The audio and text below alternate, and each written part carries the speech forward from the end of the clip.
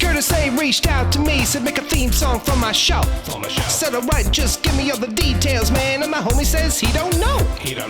Well, if you're gonna pay me big bucks, guess I might should have something to say.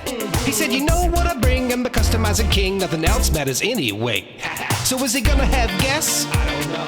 Is he gonna go live? I don't know. What time will it be? What will you see? I'm pretty much in the dark, but I can guarantee he'll be customizing action figures, getting paint all on his fingers. It's art by Akerman.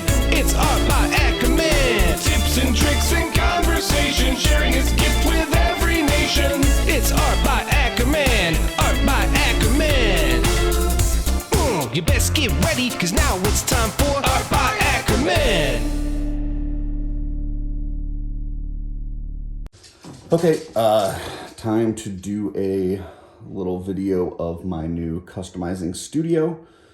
So for those of you who've been watching the channel may remember, my daughter moved out recently, and so through some shuffling of things in the house, I was able to create a space specifically for my customizing. So I'm gonna do a quick kind of tour of the new area.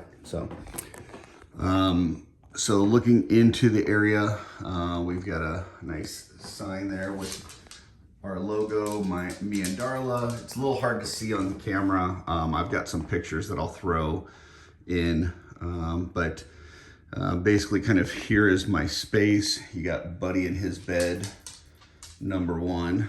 And this is just kind of walking into the area. So this is my desk setup, which we'll see from the other side in a second. As we walk in, got a wardrobe here that is filled with Legions. So pretty much everything in here for the most part, I have multiples of. And then there's some stuff at the bottom that are all singulars, so single figures. These are my parts. So this is kind of how I have my parts laid out. So like you see, this one here is Mythic Legions, waist, loin, and belts. Open that up, and it's just kind of filled with the different things.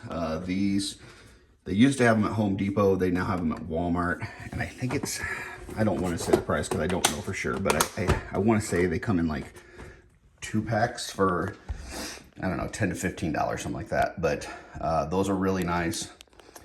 But I've got a lot of them. Like when I only had 1 or 2, these were really cool. Now that I have like, whatever it is, 18 or something, it can be a little cumbersome. I might need to switch to something with more like of a drawer thing. So here I've got a whiteboard that I put up here. My brain is very scattered and I lose track of things super easily. So just kind of having an idea of what things that I need to work on is good. And that'll kind of work its way into some of the other things, how I set it up. So here you've just got a lot of spare heads that I will be working on at some point. But I've got more parts than I could paint in probably the next 20 years. So here's my like inspiration wall. So I've got a picture that was done by some art by Emil Wickman of kind of the Wolf King crew. Got Len and Steven and Walter DeMarco and Jeremy and myself, and then Emil in the middle. And then a few little shout outs here and there in the picture. Got those guys to sign that a couple years back, so that's cool. The amazing work of Nate Barch, my favorite art that he's done. One of my favorite characters, definitely top 5, Hera. Love her, she's awesome. And then, of course, you can't talk about great artists like Nate without talking about the great art of Richard Jones.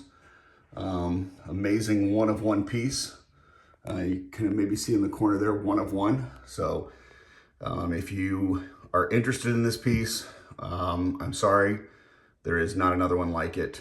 You are out of luck.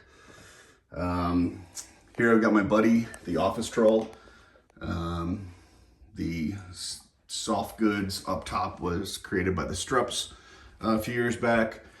You've got the little Casio watch by Bill Mancuso. And then I added some glasses, stapler. Got to have the swing line. This is an actual swing line, like an old one from the 70s that was a little tiny one. And then gave him some pants. So he's my little buddy. Here's a DTOF that I will be using for my finished customs that I have for next year. I'll skip over this part for a second and come back. There's another DTOF for my finished customs. You can see so far the only one that I have for Legion's Con this upcoming year is the Cobra Khan that I just finished. I did do another figure, but I gave it away as a present. So that's from Mythic Bits. Got that just recently. And here's the sign. You can see a little bit better up close with me and Darla. This is artwork that was done by Jesse Arnold. If you need a logo, Jesse makes amazing logos. And this is what I've used on our stickers. And now just having it up in our studio. One of the things when I was starting on working on the studio, I was asking for suggestions from people in the Cabal, and Brian Burke had said, kind of find something to make it your own, brand it, and it'll make it feel more like your space. And he was 100% right. So love this. Thanks, Brian. You rock. Let's see. Do one of these Brians. There's the sign right there. So, okay, coming over this wall, got a little motivational thing from Dirk, my friend. He helps me to eat like a king by providing me all the good stuff that a trash panda could need. Some more amazing art by Nate Barch. You got Frankenstein's creature there. I think the best packaging art that he's done. Really killed that. So nice work. And then here you've got just kind of a little dresser. I've got some more like 3D parts here, some extra heads, some weapons and armor, and then some different sets down here like that go together. Here you got the Billy Caravan, donkey I still need to paint, and then just some like alligator clips and stuff for customizing. In the drawers you've got like, here's just some extra paint brushes, tape, glue, all that kind of stuff. You can check out my video on the Just Shelve It channel for all the kind of tools that I use for customizing. Here's another drawer, glue gun and blue tack and dropper bottles and alcohol swabs and all that kind of good stuff. This one is a little bit emptier. I got some sculpting, the epoxy sculpt in there, some more alligator clips and things. Down below that, kind of got like my backup paints. So these aren't my primary ones, but I use these, I do use these on occasion, but not as often as the ones you'll see in a minute. So here's some backup paints. And then same thing on this side, got some more backup paints. Down below here, you've got some kind of work in progress projects. So each one of these little containers here is kind of like part of a project that I've been toying around in my brain, but haven't really got to. And then this side's kind of a cluster, but I got some pins, stickers. This I probably need to send to Joe. I found this little D&D like guide or something. I found that and I need to send that to him, but the rest of this is kind of a cluster, so pay no attention to the man behind the curtain. I'll give you a quick look at like the overall customizing area, and then I'll go part by part. But this is kind of the overall area. So what we've got starting on this side, you've got your air compressor for the airbrush. You got a heat gun there. Got to have a heat gun to heat up parts and stuff, or hair dryer, or kettle or something. Down here below, we have got just some airbrush stuff. So some cleaner, some more cleaner because I ordered too much cleaner, more cleaner, some flow improver, got some thinner, got some primers in here, and then some like actual airbrush paints from Citadel. I put them in these dropper bottles. The Citadel, I love Citadel paints, but the Citadel pots are shit. So, then got a respirator here. You don't want to be breathing in particles. I mean, the paint that I'm using is not like, you know, I just ripped that off on the thing. Is not like toxic or anything. But you still don't want, like, you know, particles and stuff going into your lungs. So respirator's nice. And then this is my airbrush station. So got a little spinner here. These alligator clips come in handy for just kind of holding parts and painting if you need to. The idea with this setup was if I did want to use my airbrush for priming, like during the winter, that basically I could prime it here. FYI, I'll turn that's the exhaust. So it's not terrible, but a little loud. But that'll also suck those particles up into there and filter them out. So between the respirator and that, you know, kind of double protection, some eyewear. So you gotta take the proper precautions. I do have this that I found on YouTube. That was Buddy, by the way, making noises. Found this on YouTube. This is just a glass like spritzer bottle, but you fill this up like 3/4 with cleaner and then a quarter with the thinner, and then when you're switching in between colors, you can kind of, you know, on the airbrush, you can kind of dump out the bad stuff, spritz this in there a few times, you know, kind of do the bubbles to where it mixes it up. You can kind of clean it pretty easy with this. So yeah, 3/4 cleaner, 1/4 thinner. So that's nice. I've also got just a regular water bottle to squirt in there as well. And then this is my, like to catch the stuff that I'm dumping out of the airbrush. So kind of throw it in here and then dump this occasionally. So as far as working on parts, you kind of saw the alligator clips here. I also have like these foam blocks with these you know, wooden sticks that have blue tack on them that just kind of hold the heads. So that's one option of doing things. So like you see here with these, so like this one would be for, you know, whatever, you could put a head on there or a torso or something. This one I'm pretty happy with. This is blue tack with a penny inside, and this works really well for like waist pieces. So I think I've got one over here that I was working on. So like, I know I'm covering up the camera, but bear with me. So like here is a waist piece, and I'll just kind of throw this on here, and that holds it really nicely. So that penny inside with the blue tack really helps to kind of hold that. And then I'll just put that in this, and that holds it nicely while I'm painting it.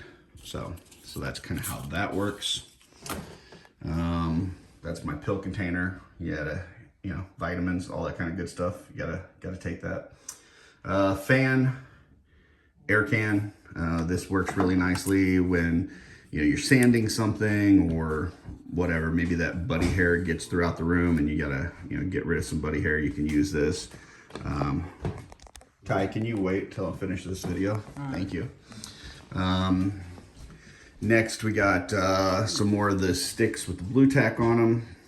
Got Buddy treats there. That's like some fried pig parts of some sort. They're not ears, but they're like miscellaneous parts. Buddy likes them. Buddy, you want a treat? He's very gentle when he takes it. Yeah, doesn't want to bite his owner. Moving over, I got a shaker for paints. It's hard to do it with your hand, but like if I put a paint on here, it just shakes that up. So there's a bunch of different brands on there, but I just got that one off of Amazon. Some files. Normally these would be put away in the bottom drawer, but I'm getting ready to do some epoxy sculpt work, so that's out. Same thing with the sculpting tools. Normally I wouldn't have those out, but I'm getting ready to do some work with that. This little container just holds, like, this is just some regular clay that like you would bake in the oven, and I don't use that really, but this is nice to kind of practice with some of the tools to see what kind of looks you can achieve. So one of the figures I'm getting ready to do, I want to create some like a fur look. So this helps you to kind of practice getting that to look the way you want to before you put it on something that's going to harden in so much time, because you only have so much time to work with like that epoxy sculpt or green stuff or whatever you use. So this is nice to just kind of practice some techniques. Tissues, because you gotta blow your nose. What are you gonna do? Coffee, kind of a must. Charbot. I am working on a project with some charbots right now. There's gonna be 2 of these little guys. And I'm just going to Hold on, you're listening to me on another video. That's a little tutorial of myself talking to myself. So these 2 charbots are gonna go on a custom that I'm working on. So yeah, these are awesome little guys. If you don't have one of these, talk to Brian Lynn, Carver Customs. These things are fantastic. I haven't actually painted one, even though I've had them for probably a year now. But I've had a ton of fun just like playing with them and swapping out parts. There's like these different arms for it, different topper attachments. So yeah, I mean, I've played with these things a ton of times. I just haven't painted them yet, but the project that I'm working on calls for 2 of these. So yeah, I'm excited to get to that. This is a remote, and the remote I can change. So all of the lights underneath my painting area, the lights for the DTOF, that DTOF, and the sign are all controlled by this remote. So I can turn things off. I can turn things on. I can switch the colors. If I want to make me and Darla blue, make the DTOFs blue. I want to make them red. So all of that is controlled from that one remote. When I'm painting, I like to leave it with the white light. When I'm not painting, I kind of switch it to whatever I think, is right. Here I've got some, well, that is from Dang Studios, little translucent skull thing. I like that. Let's see, got some tools here. So this one is kind of, I've got like some screwdrivers and scissors and micro pen and some really like liner brushes and needle nose pliers and some snippers and all kinds of shit in here. This is kind of like the catch-all BS.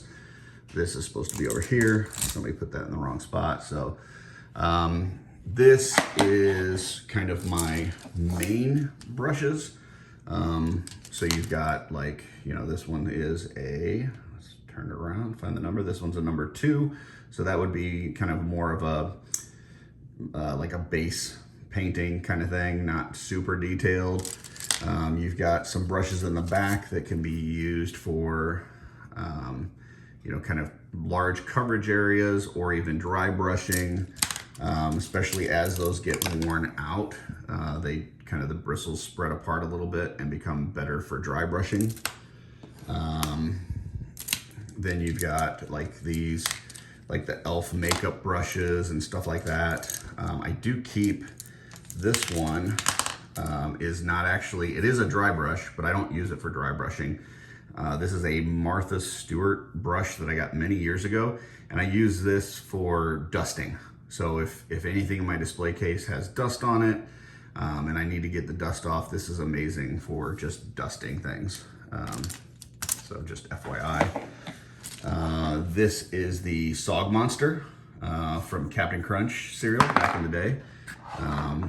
I love the Sog Monster. So yeah, you know, you can argue whether you like your Captain Crunch, you know, crunchy right out of the bag. Just pour milk on it and go, and you know, cut up the top of your mouth with razor blades, or you know, you let it sit a little bit and get soggy. The Sog Master, he wants you to let it get a little soggy. So next we got more of your kind of detail brushes. So these are going to be your more finer, like this one here is a 10/0.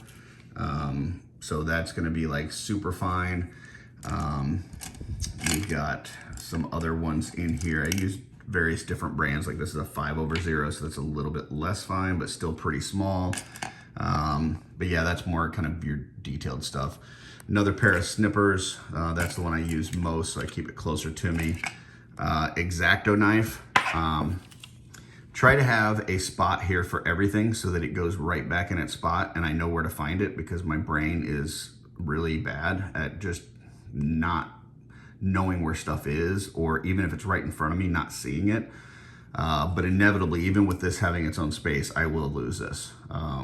It is the thing that I lose the absolute most, including one time where I put it next to me on the love seat for some reason, and I was looking for it and stabbed it about 3/4 of an inch into my leg. So there you go. Got your Masters brush cleaner. Need that nearby for your brushes. Citadel water pot. I used to use just a Figure Obscura mug, but this thing is fantastic. Once again, check out my video on the Just Shelve It channel for all my painting supplies. Some tweezers. Got some alcohol wipes here. These are very nice for lots of different things. Those are parchment papers for my wet palette. There is a video on the Wolf King Customs YouTube channel on how to use a wet palette. It's a little 10-minute video. They do have papers for the wet palette, but I prefer the parchment paper. It seems to let the water through a little bit easier. Keep your paints nice and thin. Some super glue. I use the Loctite with the precision tip. Gel control, it works really nicely. Got another Sog Monster, Meister, Master, whatever, Sog dude, because they're awesome. This is my little, I need to find a better container for this because I knock this thing over and lose them all the time, but this is my little kind of cotton swab, pointed cotton swabs and different things here. So you've got like really tiny ones here that I can get into little crevices. Like if, you know, let's say a wash or something pools up in an area and I want to get it off of there, or I paint over in an area that I'm not supposed to when I'm doing some details. This is kind of the same one, but a little bit thicker, so a little wider. This one is a smaller one, but it's on like a wooden stick, so it's a lot stronger if I need to kind of really scrub in an area or something. And then these are just like sticks. I mostly use these for either scooping out paint to put into dropper bottles, or if I'm sculpting, things like that. So, so there's that. Dry brush palette, which didn't used to use, but these are really nice because using just paper towel can kind of absorb all the medium in your paint and make it to where it looks like powdery when you dry brush, and you don't want it to look powdery. So this is really nice for that. Paper towel for just when I'm cleaning brushes. Wet palette, let me open that up real quick. So that's the current state of my wet palette. I need to change that out because I'm getting ready to start a new project. Let's see, sanding sticks. Sanding sticks are really nice if you've got any like supports on a 3D part, or anything that you're customizing. If you're doing sculpting work or whatever, like I was just recently working on this figure for this is Jesse's Meep logo. So this is that figure here, but it fell over a lot. It didn't have a lot of weight to it. So I kind of opened up the neck a little bit. I added a bunch of ball bearings into the bottom, like put it inside and glued it so that they didn't shake, but it added a lot of weight to it. And then I sanded the fronts of the feet down a little bit so it wouldn't fall backwards. It kind of goes more forward. And then there was, kind of the print had a bunch of, I don't know if it was from supports or whatever, it had a bunch of marks on it, but I sanded those down. It's not perfect, but I'm gonna add epoxy sculpt to this and do some sculpting of fur to make it kind of a little bit more furry. So that's a little insight to a project that I'm working on. But when you're sanding and stuff, these come in great. They have a set on Amazon that's not expensive, and it goes from 80 grit all the way up to 7,000. So you can get things like super rough and just really take it down, and you can go all the way to like, glass to where it's just super smooth.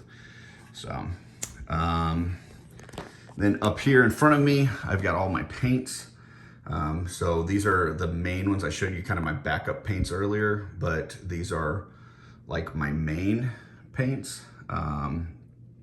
So you've got, like here we've got a lot of the So Flats. I really love the So Flat paints. They're used by the studio a lot, recommended by the studio. They're great. They do not come in these bottles though. They come in like these bottles here. This is the 2-ounce bottle, and then they also have a 4-ounce bottle here, which is a little bit bigger, but they're not the easiest to kind of work out of, so I put them in dropper bottles. These are just the Pro Acryl dropper bottles, and then I label them. So that's kind of the main set here. Then I've got my metallics above that, and then shades above that. As you go over here, I've got what I've used for a lot of skin tones. So like Fury Clan, Caucasian skin tones, skeleton, darker flesh tones, kind of across. More metallics here on this row, and then into my contrast paints, more contrast here, contrast over there. I don't use contrast a ton, but I like having a variety of them to use when I need it. And then you've got some different kind of one-off weird things up here. So this liquid mask is nice to kind of mark off an area if you're painting that you don't want to go over into. Liquid green stuff is nice if you need to do just some small filling in of something, like you're not going to do full-on sculpting, but you want to fill like a crack between two pieces, or like for instance, that Cobra Khan that I worked on, I made a gun for him. And so I combined part of a tusk gun with a mace. And when you're putting two parts together, you get those seams between them, and you want that to look seamless. You want it to look like one piece. So this liquid green stuff works really nicely for that. You just kind of put it on between the transition between the two pieces, sand it down, and now it looks like one piece. So here's some of I have a couple technical paints here. Love these. This is Sterling Mud. It's got like a sandy grit to it, which is really nice if you want to add some texture. And then this one is Astro Granite Debris. Once again, this is more like almost like gravel in it. It is really thick and heavy, so if you wanted to add some debris to something, that's nice. Some down here that I don't use as much, you got some glow. This is let's see, Aurora Bright Green for some glow. Got some snow effects, some ice, liquid frost. You know, if you're gonna do some rust stuff, I don't do a lot of rust, but you know, your rise of rust, got your typhoid corrosion, some what is that, Garagax sewer. So if you're trying to dirty stuff up, it's down here towards the end because I don't do as much dirty stuff. I try to keep the clean aesthetic. So yeah, so that's kind of my paints. I do have a new TV that I just put up here. That's one of the tutorials that I did on Wolf King Customs. I was just taking a look at where I worked on some, like just painting some armor up. I do have this magnifier here, magnifier with the light for when I'm working. Very helpful, so super nice. Down below, got a couple things. So this came with my desk, and it's like I guess it's to hold like tools and stuff. It's like a little portable toolbox. I'm not sure what I'm going to use that for yet, but I'm keeping that down there just in case. Paper towels. Oh, you guys, you gotta have extra paper towels. This is just an extra catch-all bullshit box. So it's a lot of, you know, shields and swords and armor and arms and legs and different mythic parts in it. Every so often, maybe once or twice a year, I'll take this box and sort it all out and put them in those, you know, containers over there that we showed earlier. But it's getting pretty full. It's about that time to sort those. And then this is kind of a transport project container that I use. I think I got this at Hobby Lobby. So if I have parts that I need to take downstairs for whatever reason, I need to prime them outside, or maybe I'm working on a project downstairs instead of upstairs, I can put my project in there and then carry it back and forth. So, trash can, gotta have some trash. Shout out to all my Dirk's dumpster dudes. Over here, got some more loose figures. These are bagged and loose, kind of a lot of Legion Builder type things. Got retailer appreciation things in there, some things I got from Len. Some Fisher Rice figures, got a case of those. Best cosmic figure ever. Super value for the money.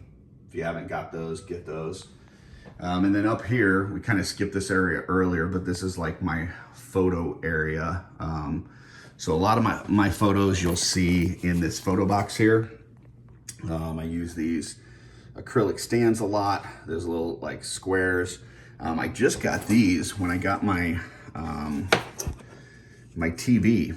It had these on the end of the styrofoam. Hashtag hate styrofoam. But at the end of them, they had these, and it's not even like, it's not cardboard. It's like particle board, but it's really solid. And anyways, I liked the look of it. It kind of looked like dirt to me. And I found out that even if you kind of put it under the acrylic one, kind of creates a nice little look of almost being on dirt. So I don't know, I might use that in some sometimes but a lot of my photos are in this photo box here. It does have a light on the side, so you can light it from above.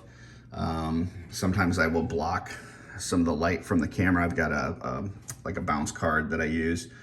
So a lot of my photos are in here, but I also have a few dios. You got a crash box dio there for Cosmic. This one was put together by Mr. C on Instagram. Mr. C 5050 does amazing work. He does like really huge giant dios, and then he you know, between those big projects he works on some like DTOF size ones.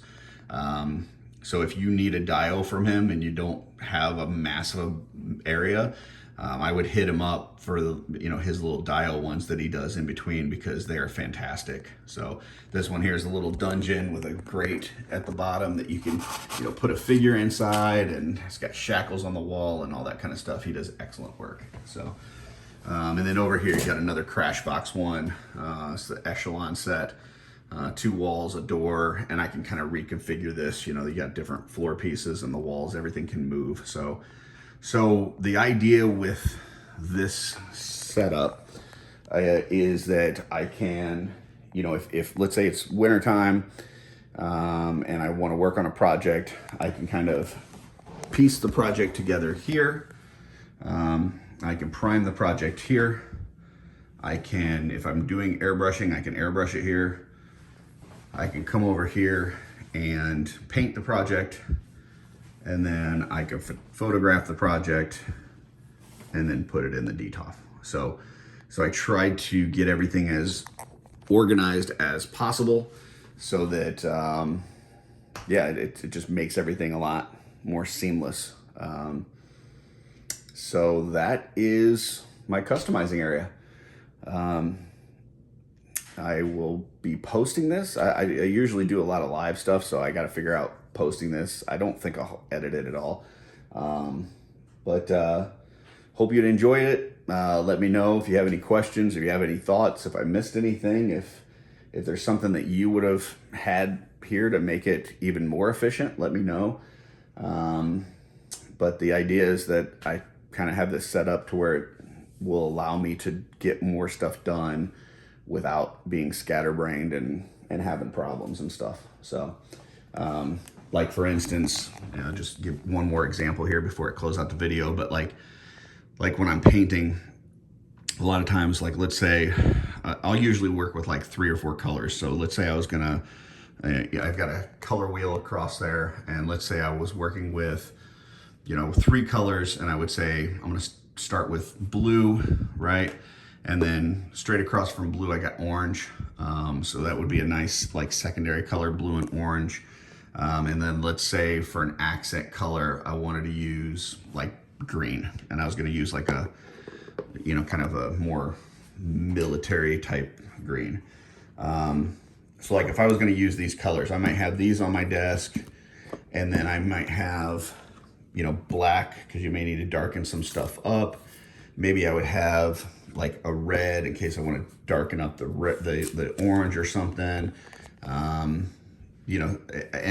let's say I needed to make something metal, I might have a metallic on there. So in the past, my desk would kind of look like this, and maybe one of these would be back here and one of these would be over here. They'd be all over. And then I would be using my wet palette, and I would go, okay, I need that green. And then I'm sitting here looking, and it'll be right here in front of me, but I'm looking all over and I can't find it. So the idea with this setup is, let me put all this stuff back before I freak out.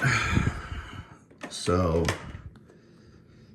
the idea with this setup is that instead of putting the stuff on the table in front of me, that I would go, okay, I need blue, put it on my wet palette, and then it goes right back up here in front of me. I'm not having to move, I'm not having to get out of my seat, I'm not having to overextend, it's right in front of me. I need my orange, get my orange, wet palette, right back up there. So my hope is that by keeping everything in its specific spot, that I will be less likely to lose it.